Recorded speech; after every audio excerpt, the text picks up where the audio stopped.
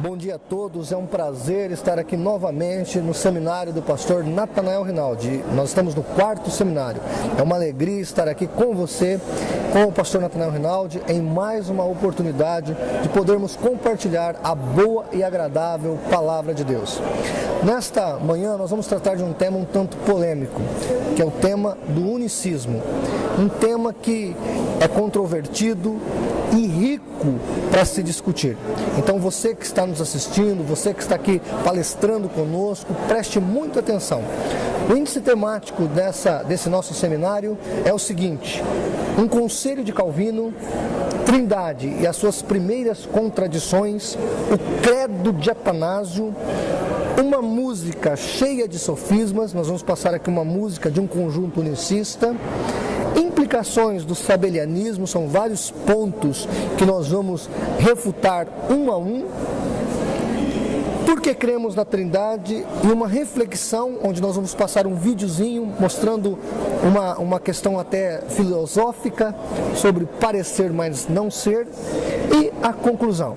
Então, preste atenção e vamos aprender da palavra de Deus. Calvino disse o seguinte: olha que pensamento interessante. Ele disse o seguinte: se alguém tentar desvendar os mistérios de Deus, não conseguirá satisfazer a sua curiosidade e entrará num labirinto do qual não achará nenhuma saída. Vou repetir para você: se alguém tentar desvendar os mistérios de Deus, não conseguirá satisfazer a sua curiosidade. O que Calvino disse cabe muito bem hoje aqui em nosso seminário, porque um dos temas que nós vamos abordar é a Trindade. E a Trindade por si só, ela é um mistério de Deus, revelado, mistério revelado, mas é um mistério de Deus. E esse mistério de Deus é profundo, porque trata da própria pessoa de Deus, é intrínseco, subjetivo a Deus. Quando falamos de um ser universal, soberano, infinito, é um tanto complicado, com a nossa mente finita, com o nosso raciocínio limitado, conseguir tentar compreender esse Deus. Agora, uma coisa é eu argumentar assim: olha, eu não consigo conceber adequadamente a concepção da Trindade. É meio difícil para mim. Isso você pode até argumentar, você que está nos assistindo, você que está aqui conosco nesse seminário, você pode até argumentar isso. Outra coisa é você dizer que essa doutrina não está revelada na Bíblia, não está revelada na palavra de Deus. Ora, a Trindade está revelada desde Gênesis até Apocalipse. A Trindade está categoricamente explicitada na palavra de Deus. Essas pessoas que usam subterfúgios teológicos para negar a Trindade, elas estão, de uma maneira ou de outra, negando a palavra de Deus e negando o próprio Deus. Isso é muito relevante, isso é muito importante que prestemos atenção nessa questão. A Trindade e as suas primeiras contradições, eu até costumo dizer que o inferno está cheio de gente de boas intenções. Dois teólogos primitivos, heréticos, Sabélio e Ário, eles ficaram um tanto preocupados com essa questão da Trindade, porque na cosmovisão desses homens, a Trindade parecia ser contraditória e mais colocando mais de um Deus na adoração verdadeira. Então eles estavam preocupados com essa adoração que, segundo eles, era politeísta. Então Ário, na sua preocupação, vai dividir o pai e o filho de tal maneira que não só colocou o filho subserviente ao pai, não só isso, mas tirou toda a divindade do filho e colocou o filho como uma criatura criada. Sabélio fez algo um tanto mais complexo e mais herético. Por quê? Porque ele eliminou as pessoas da divindade e deixou apenas uma pessoa, tirou as demais pessoas da Trindade. Então, ele vai argumentar na sua tese que, na verdade, Jesus era o Pai, o Espírito Santo é o Pai, e tudo é Jesus, ou tudo é o Pai, ou tudo é um só. Ele vai tirar as pessoas dessa divindade. Então nós vamos ter apenas uma pessoa agindo no Velho Testamento como Pai, agindo como Filho no Novo Testamento e agindo hoje como uma pessoa do Espírito Santo. Mas tudo é uma pessoa só, tudo é Jesus. Isso na concepção de Sabélio. Qual era a preocupação? Manter o monoteísmo. E eles acabaram fazendo o quê? Cometendo graves heresias de perdição. Está aí na tela do televisor para você acompanhar comigo. O arianismo, rapidamente, só para você entender, é a doutrina que nega a eternidade de Jesus Cristo, está colocando ele como um subserviente do Pai, sustenta que o Filho foi criado do nada e por isso não é coeterno com o Pai e logicamente não é Deus. É chamado assim por causa do nome do seu fundador, arianismo, chamado assim por causa do presbítero Ari.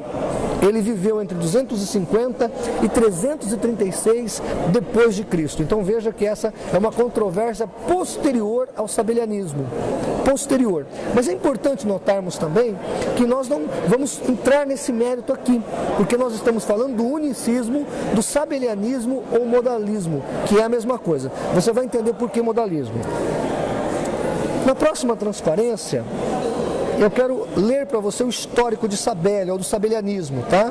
Que girou entre o ano 180 ao ano 250 depois de Cristo. O modalismo, por que modalismo? Antes de eu ler aqui, eu vou explicar para você.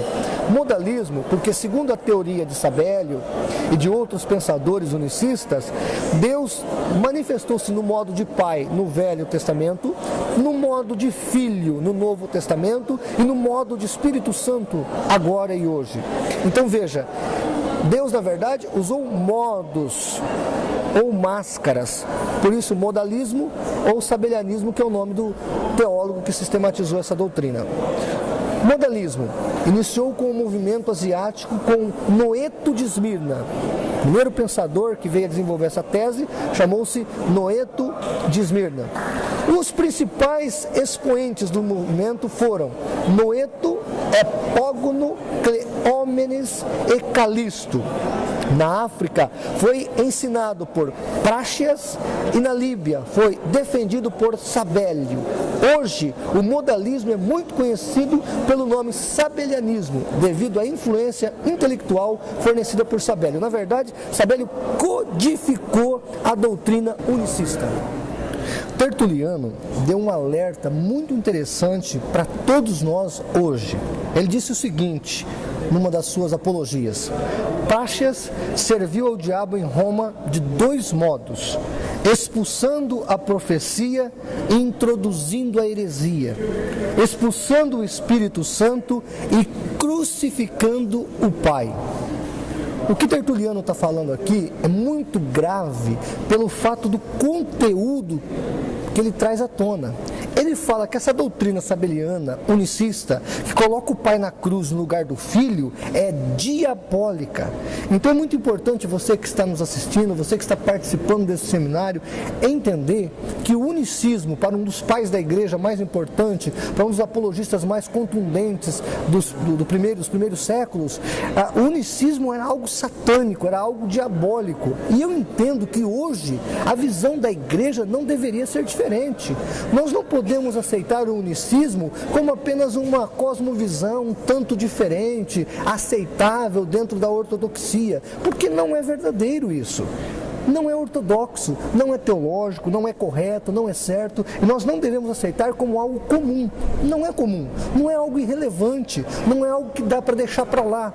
É algo importante, é algo sério, é algo que nós não podemos aceitar como comum. Essa questão do unicismo é uma heresia, segundo Tertuliano, diabólica, uma heresia desvirtuada da palavra de Deus, e nós não devemos aceitar. Por isso, meu querido, se você acha que só porque um determinado conjunto evangélico, acreditando no unicismo, no sabelianismo, canta bonito, fala coisas verdadeiras em determinados momentos, nós devemos ser relevantes com eles, isso não é verdadeiro.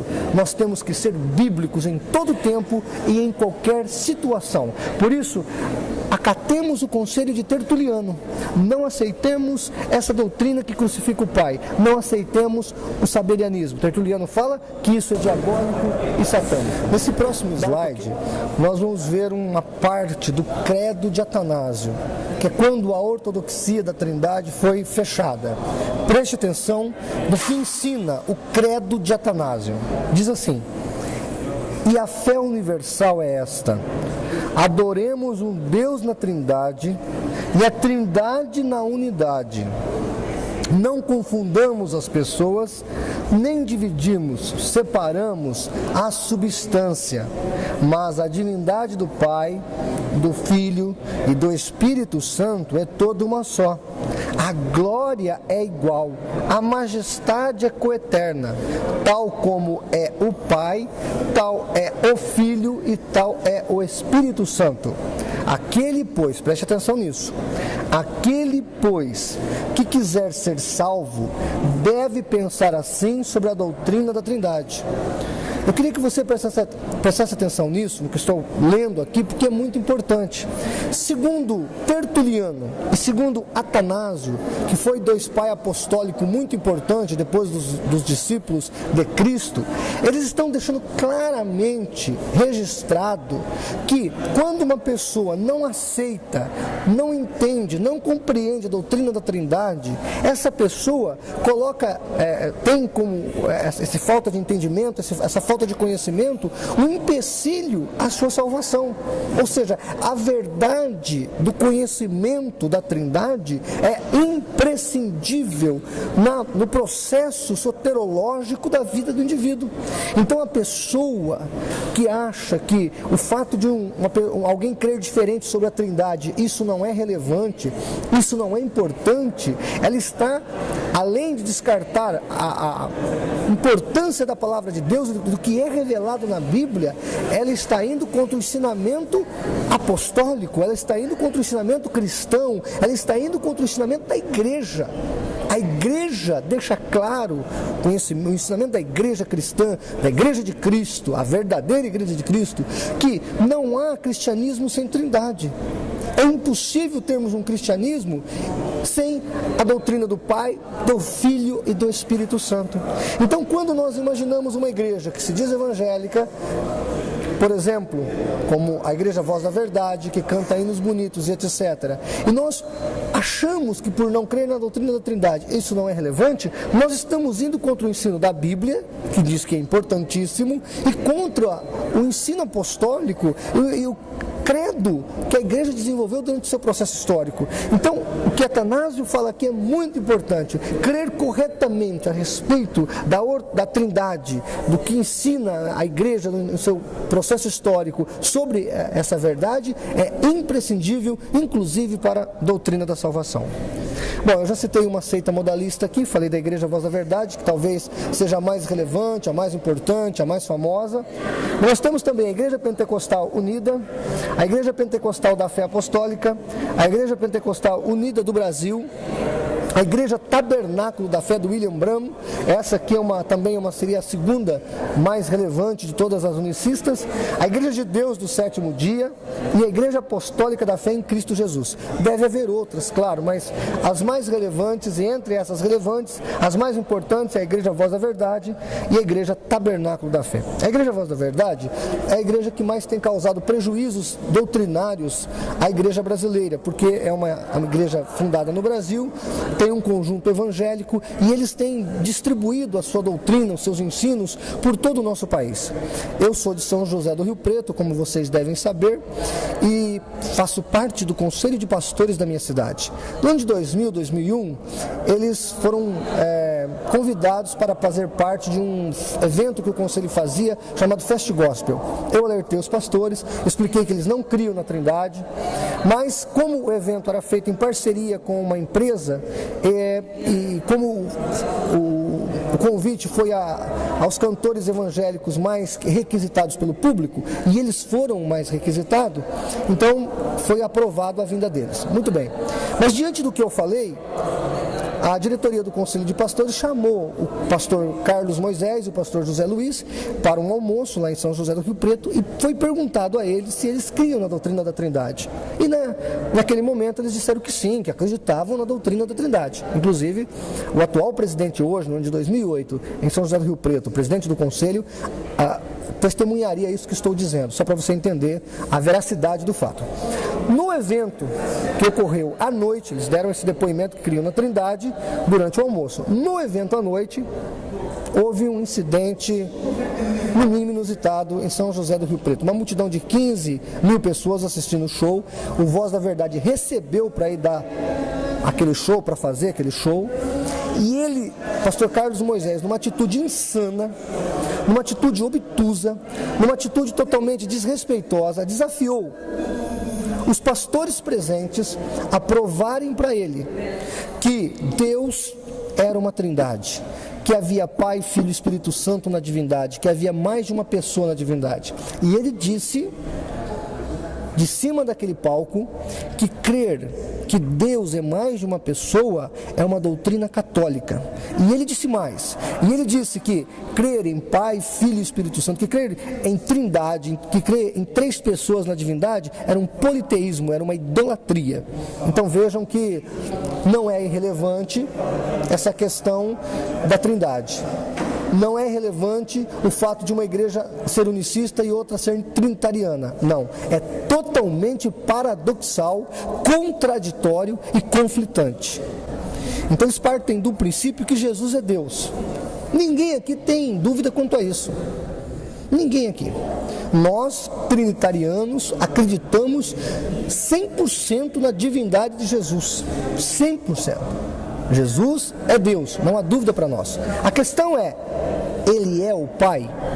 É aí que nós divergimos. Jesus não é o Pai, Jesus é o Filho. Jesus é a segunda pessoa da Trindade. Vocês se lembram muito bem que Tertuliano disse que a doutrina de pôr o Pai na cruz, ou matar o Pai na cruz, era diabólica. E o que esse cântico que nós acabamos de ouvir mostra é que Deus, o Pai, é isso que eles querem ensinar, introduzir, incutir na mente das pessoas, levou a cruz, morreu na cruz pelos pecados da humanidade. Agora, isso tem uma implicação séria. Eu quero mostrar para vocês, acompanhem comigo. 2 textos bíblicos que falam de redenção. Sobre essa questão de se o Pai ou não morreu na cruz. Isso é muito interessante.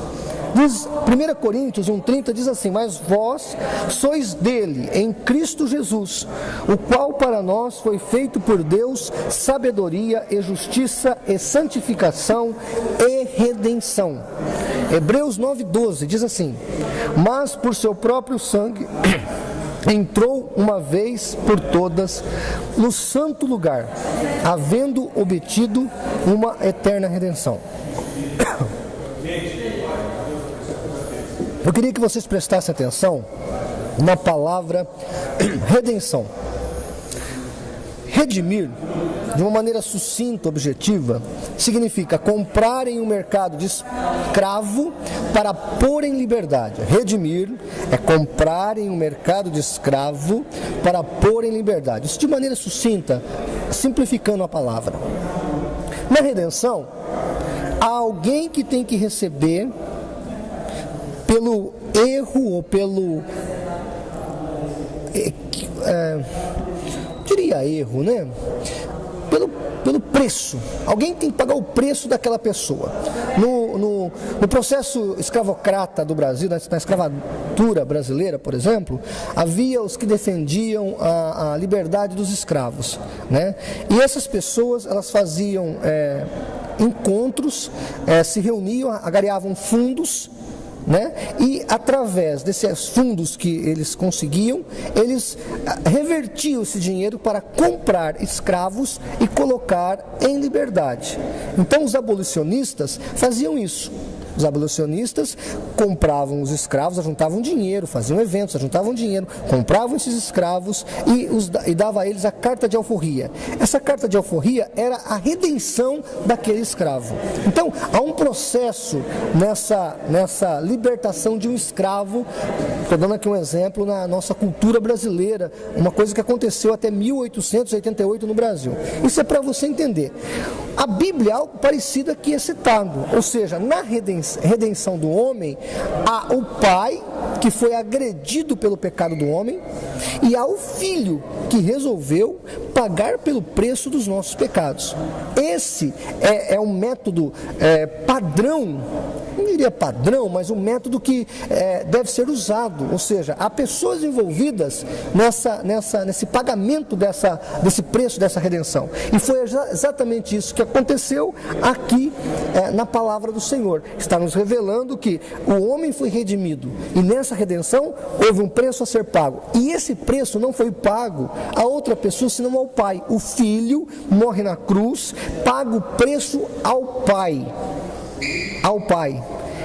É impossível o Pai pagar o preço ao Pai. Ficaria sem sentido, então ele não precisava ter vindo para morrer na cruz. Se ele quer perdoar sem nenhum sacrifício o pecado de alguém, alguma dívida que tem a ele não precisa fazer sacrifício algum, mas não foi assim que aconteceu. Ele enviou o seu Filho, Jesus veio por amor a nós, morreu na cruz e pagou ao Pai a nossa redenção. Tá? Eu espero que eu tenha sido claro. Uma outra implicação da doutrina sabeliana ou unicista é o fato deles argumentarem que Deus usou 3 máscaras. Uma máscara de Pai, uma máscara de Filho e uma máscara de Espírito Santo. Ora, para que Deus usou máscara? Para que Deus se manifestaria com máscaras diferentes? Desde quando Deus precisa usar máscara para se revelar ao homem? De forma nenhuma. Deus, ao contrário, sempre se revelou à humanidade de maneira plena e sem máscara. Então essa doutrina é totalmente incongruente, ela não converge para o fato, ela não converge para a verdade, ela diverge, ela é um absurdo, porque Deus não precisaria se manifestar com 3 máscaras. Outra questão importante, e essa implicação é muito séria, em 1 Timóteo 2,5, a palavra de Deus registra o seguinte texto: porque há um mediador entre Deus e os homens, Jesus Cristo, homem. Ora, se Jesus é o Pai, quem é o nosso mediador? Então, a doutrina sabeliana, ela elimina o mediador, que é o nosso Senhor Jesus Cristo. Claro, os católicos colocam a Maria, o Pedro, o João, isso já é idolatria. Nós estamos falando de uma mediação entre o homem e o Pai, ou seja, Jesus Cristo faz essa mediação. E quando o sabelianismo elimina as pessoas da Trindade, essa mediação fica sem sentido, fica inoperante, fica inexistente. Então, isso é um problema para a teologia sabeliana e provavelmente a resposta que eles dão ali é totalmente falta plenitude no conteúdo dela. É uma resposta evasiva, paliativa, para tentar explicar o inexplicável, que Jesus Cristo é o mediador entre Deus e os homens.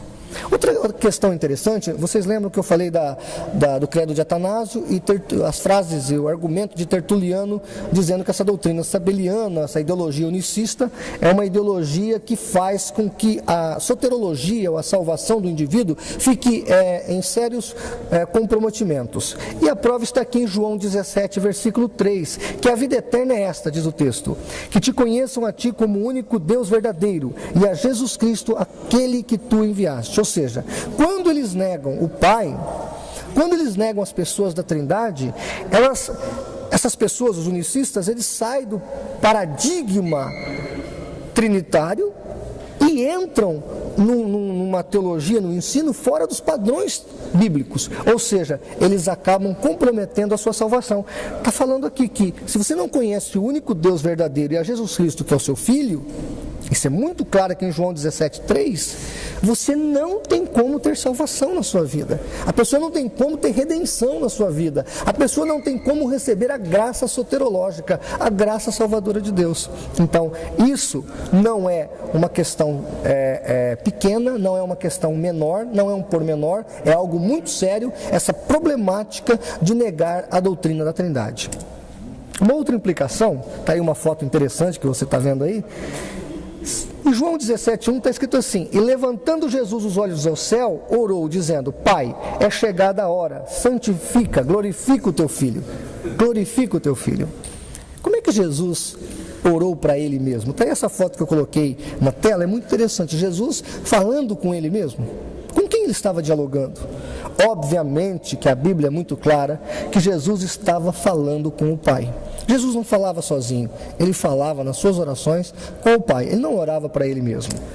Uma outra questão interessante gostaria que você acompanhasse com a sua Bíblia ou lesse na tela do televisor, que diz o seguinte: Mateus 3, do 16 ao 17, diz assim: e sendo Jesus batizado, saiu logo da água, e eis que se lhe abriram os céus, e viu o Espírito de Deus descendo como pomba e vindo sobre ele. E eis que uma voz do céu dizia: este é o meu Filho amado, em quem tenho prazer, ou em quem me comprazo. A questão é, Jesus estava dentro do rio sendo batizado. Aparece o Espírito Santo em forma corpórea de pomba, desce sobre ele, e uma voz gloriosa do céu fala que este é o meu Filho amado. Ora, que seria Jesus então?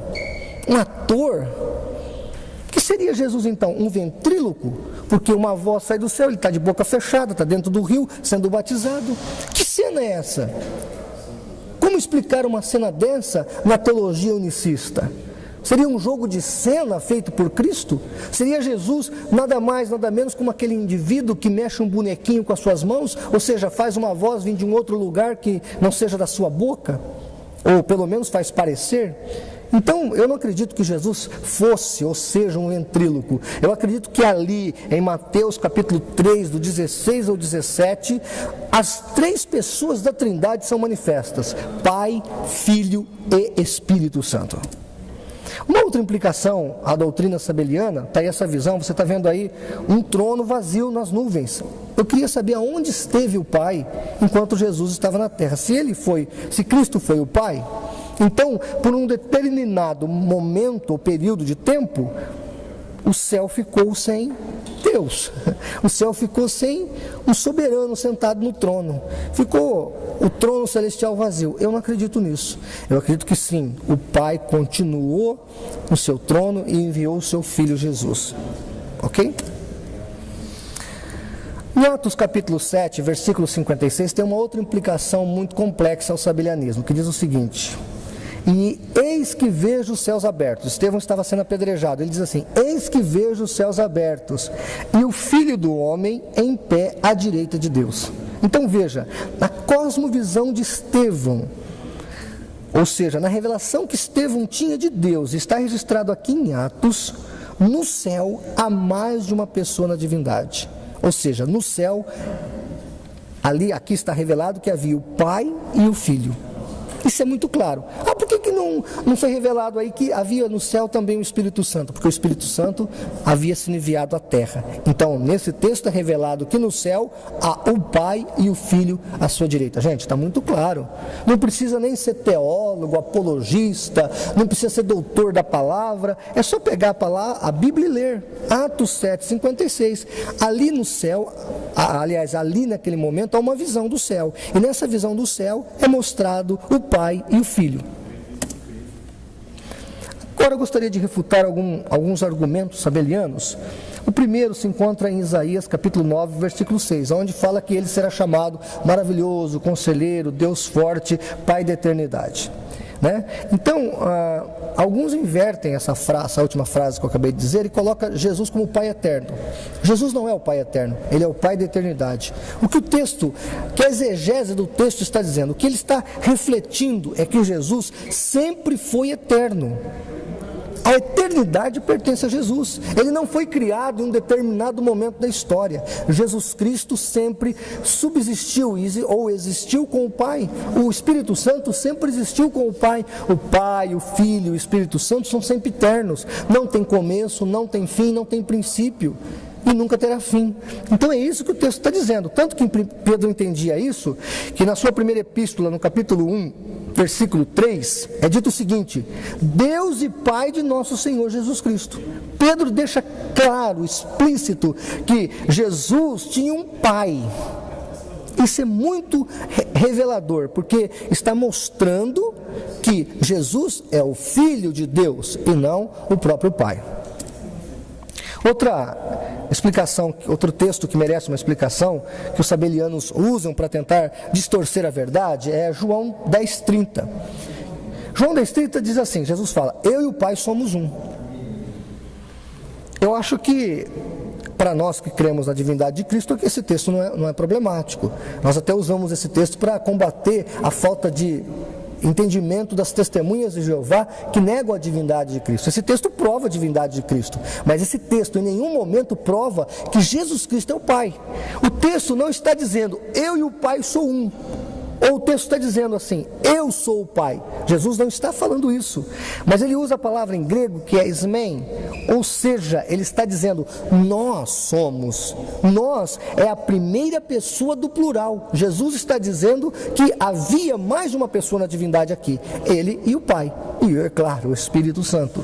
O que o texto está mostrando de uma maneira reveladora é que na natureza divina do Pai, do Filho e do Espírito Santo, nós temos o que? Em essência, o mesmo poder, a mesma glória, a mesma majestade, a mesma magnitude, né? E eles são um em propósito. O Pai, o Filho e o Espírito Santo trabalham unidos em propósitos. Façamos o homem à nossa imagem, conforme a nossa semelhança. Então, sempre trabalharam unidos no propósito e no mesmo empenho. E é isso que Jesus está dizendo nesse texto. Eu e o Pai somos um em quê? Em poder, em glória, em propósito, em virtude.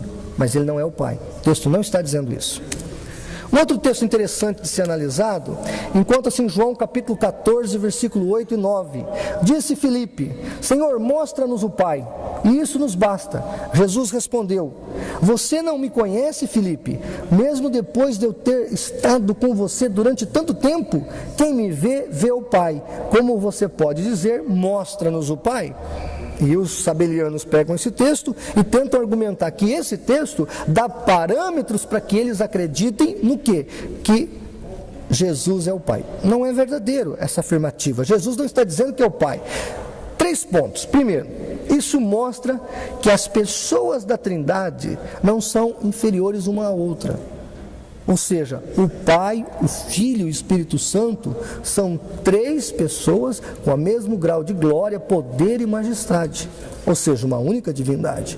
Não há na Trindade uma descrição dizendo que o Pai é superior ao Filho, que o Filho é superior ao Pai.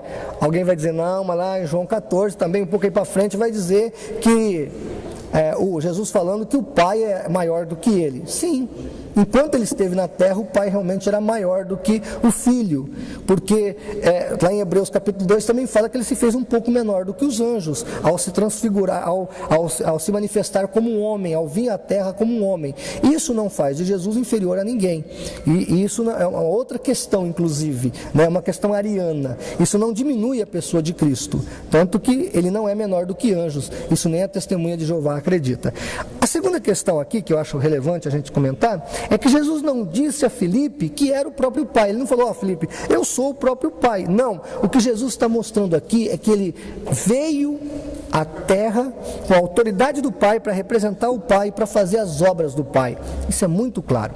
Eu gostaria de ler também João 5,43. Aliás, a prova disso está em João 14, versículo 6. Jesus fala assim, eu sou o caminho, a verdade e a vida, e ninguém vem ao Pai senão por mim. Se ele fosse o Pai, ele não ia dizer isso, mas ele fala, se você quer ir ao Pai, você tem que vir a mim, porque eu te levo ao Pai. Eu sou o caminho, o mediador entre você e o Pai. Isso é muito revelador, o contexto deixa muito claro isso. Em João 5,43, eu parafraseei, ficaria mais ou menos assim: eu, Jesus, vim em nome do meu Pai, ou seja, na autoridade do Pai, com as credenciais do Pai, e vós não me recebeis. Se outro viesse em seu próprio nome, ou seja, em sua própria autoridade, com as suas próprias credenciais, como o anticristo virá, aí vocês receberíeis. É isso o que o texto está aqui revelando. De forma nenhuma, o texto está falando uma outra coisa. Esse quadro aí que está na tela é o quadro da Trindade. Jeová, ou Yahvé, ou Javé, é uma palavra polissêmica.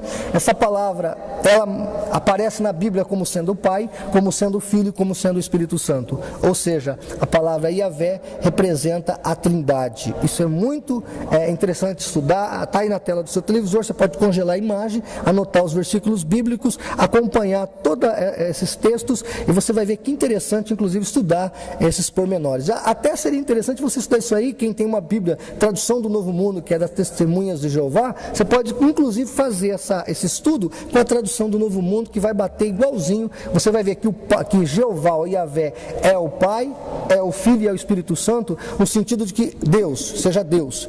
Claro que eu não estou fazendo como fazem os sabelianos, misturando, tirando as pessoas da Trindade. Não, Jeová, que é uma palavra polissêmica, ela representa as três pessoas da Trindade: o Pai, o Filho e o Espírito Santo.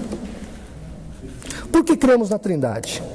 Primeiro, cremos na Trindade porque a doutrina da Trindade é bíblica, de Gênesis a Apocalipse. Está aí os textos na tela do seu televisor para você acompanhar. Cremos na Trindade porque não somos politeístas, já que cremos num único Deus e não aceitamos nenhuma divindade inferior ou superior além de Deus. No Shemé, Deuteronômio 6,4, diz assim: ouve Israel, o Senhor teu Deus é o único Deus. Mas pastor, mas ele está falando que é o único? Sim, como está lá em Gênesis: deixará o homem a seu pai e a sua mãe e serão uma só carne no casamento. Ou seja, uma unidade composta. O Velho Testamento fala de unidade composta, deixa claro a unidade composta. O marido e a mulher se tornam uma só carne na sua convivência, no seu dia a dia, no seu relacionamento, na sua comunhão, assim como o Pai, o Filho e o Espírito Santo também são uma unidade composta, sendo um em propósito, um em poder, um em glória, e são três pessoas dentro dessa unidade divina. Também cremos na Trindade porque não aceitamos o paganismo. A nossa fé não tem parâmetro nas religiões antigas. Eu quero deixar claro aqui, como professor de história, registrar isso para você. Mentira quando dizem que a Trindade é algo pagão. Não existe parâmetros da doutrina da Trindade no mundo das religiões antigas. A doutrina da Trindade, ela é exclusiva do cristianismo, cunhada por cristãos, elaborada por cristãos, é um neologismo. Não havia esse nome antes de Tertuliano, ele que cunhou esse neologismo. Isso é uma palavra exclusiva, uma doutrina exclusiva do cristianismo. Não há nada de pagão nisso, muito pelo contrário, essa doutrina veio a existir para combater o paganismo. Por fim, uma reflexão, eu queria que você assistisse esse vídeo. É caspa! Eu já não falei para você usar Denorex? Denorex tira esse peso das suas costas. Denorex é tão bom que parece remédio, mas não é. E você pode usar diariamente. O Denorex, ou seja, a propaganda do Denorex trouxe ao Brasil uma coisa interessante: a ideologia do que parece, mas não é. Para a gente tomar cuidado com essa ideologia. Olha, o cara parece, mas não é, ele é um Denorex. Então, quando alguém te chamar de Denorex, você não fica muito contente, porque a pessoa está dizendo que você apenas parece ser alguma coisa, mas não é. E isso é o que acontece hoje em dia. Nós temos muitas igrejas aí fazendo shows incríveis, humanamente falando, né? Shows emocionantes, shows pirotécnicos, shows eletrizantes, shows que fazem a emoção vibrar, mas muitas vezes é só show. Não tem palavra, não tem compromisso, não tem seriedade, não tem uma teologia embasada na Bíblia. Por isso, você que está me assistindo, você que está acompanhando esse seminário, entenda uma coisa: nós não podemos aceitar apenas viver na emoção. Nós não podemos aceitar, mas o fulano canta, as pessoas se sentem bem. Isso não quer dizer nada. Mas o fulano prega e milagres acontecem. Olha, o Chico Xavier fazia milagres, né? Os hindus fazem milagres, né? Nós vemos aí, seja falsos ou não, nós vemos em todos os lugares. A questão é que isso está revelado na palavra de Deus, não é o parâmetro. Lá em Mateus capítulo 7, versículo 22 ao 24, o Senhor Jesus vai falar assim: olha, muitos naqueles dias dirão: Senhor, em teu nome curamos enfermos, expulsamos demônios, fizemos sinais e prodígios. E ele vos dirá o que? Abertamente: apartai-vos, malditos, para o fogo eterno, porque eu não vos conheço. Vocês fizeram a iniquidade, praticaram o mal. Então, meu amigo, meu irmão que está nos assistindo, nós não precisamos de shows pirotécnicos, nós não precisamos de emocionalismo, sentimentalismo, nós precisamos da palavra de Deus, nós precisamos da verdadeira revelação do Senhor. Maiores informações, você acessa o nosso site www.cacp.org.br. E eu deixo um desafio para você: não compre mais CDs desse conjunto que prega mentira. Mas pastor, eles cantam todas as suas músicas, eles cantam mentiras? Não, eu diria que 10% são antibíblicas das músicas deles. Mas quando você compra um CD do Voz da Verdade, você está financiando uma seita que está pregando uma mentira. O Voz da Verdade tem um CD chamado O Mistério de Deus Cristo, que ele distribui inclusive gratuitamente para as pessoas, onde ele nega a doutrina da Trindade, racha igrejas, divide ministérios. Isso o quê? Com o teu dinheiro, com o dinheiro que você comprou o CD dele. Certa feita o presbítero Paulo estava discutindo teologia com o pastor Carlos Moisés por e-mail, e nós falamos para eles que nós íamos fazer uns folhetos lá em São José do Rio Preto e entregar quando eles fossem lá, e nós fizemos isso inclusive. O pastor Carlos Moisés respondeu ao presbítero Paulo dizendo assim, eu vou até suavizar, tá? Mas ele disse mais ou menos assim: você é nada vezes nada, e se você não cantar os nossos cânticos, milhões cantarão. Você para mim não é nada. Ponto. Pastor Carlos Moisés. Isso foi dito, foi enviado ao CACP. Então, é assim que trabalha esse povo, contando com a ignorância dos evangélicos, contando com o analfabetismo bíblico dos evangélicos. Mas aceitar a doutrina da Trindade é algo soterológico, importante, faz parte da nossa salvação. Temos que entender certo o nosso Deus revelado na Bíblia. Receba isso para o teu coração, medite nisso, um forte abraço e creia, Deus ama você, o Pai, o Filho e o Espírito Santo. Fique com Deus.